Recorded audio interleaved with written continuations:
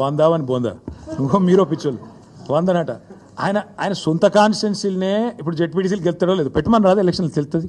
నేను ఏమంటున్నా అంటే మాటలు కోటలు దాటుతాయి. రేవంత్ రెడ్డి ఇంకా కూడా పడిపోతారా? నాకు అర్థం కాదు. మీరు కూడా మాటలకు ఈయన గీ మాటలు చెప్పి ఆ కుర్చీలో కూర్చున్నాడు. ఏదో అది చెప్పి ఇది చెప్పి 420 అడ్డమైన హామీలు ఇచ్చి ఢిల్లీకి వెళ్ళి టూరిస్టులను తీసుకొచ్చి ఈ డిక్లరేషన్ ఆ డిక్లరేషను. నేను ఒక్కటి అడుగుతున్నా, 100 సీట్లు గెలవాలి. ఎట్లా గెలవాలి? ప్రజలు ఓట్లు వేయాలి. ఎవరు ఓట్లు వేయాలి? దళిత బంధు రేవంత్ రెడ్డి గారి ద్వారా అందుకున్న దళితులు ఓట్లు వేయాలనా? ఎస్సీ ఎస్టీ డిక్లరేషన్ అమలు చేసినందుకు 12 లక్షల అభయహస్తం ఇచ్చినందుకు దళితులు గిరిజనులు వేయాలనా? 4000 పెన్షన్లు ఇచ్చినందుకు ముసలోళ్ళు వేయాలనా?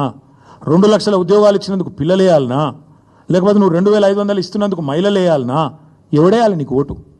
లేకపోతే నువ్వు ఎగ్గొట్టినందుకు రైతు బంధు రైతులు వేయాలనా? ఎవడేయాలి? ఎందుకు వేయాలి? ఏ వర్గం సంతోషంగా ఉంది? చచ్చిపోతున్న ఆటో డ్రైవర్లు వేయాలనా నీకు ఓట్లు? ఎవరు వేయాలి? ఏ వర్గం సంతోషంగా ఉంది తెలంగాణలో? ఒకటే ఒక వర్గం సంతోషంగా ఉంది. రేవంత్ రెడ్డి ఆయన తొట్టి గ్యాంగ్ ఒకటి ఉంటుంది. పేర్లు చెప్పండి చెప్తా, కానీ ఇప్పుడు వద్దు, మరోసారి చెప్తా. ఆ తొట్టి గ్యాంగ్ మాత్రం బాగా భయంకరమైన దోపిడీ, దండుపాలెం ముఠాలెక్క దోచుకునే పనులు వాళ్ళు మాత్రం సంతోషంగా ఉన్నారు. బిల్డర్లను గోకుడు, కాంట్రాక్టర్లను గీకుడు, ఆ పనిలో మాత్రం ఫుల్ ఉన్నారు, బిజీగా ఉన్నారు.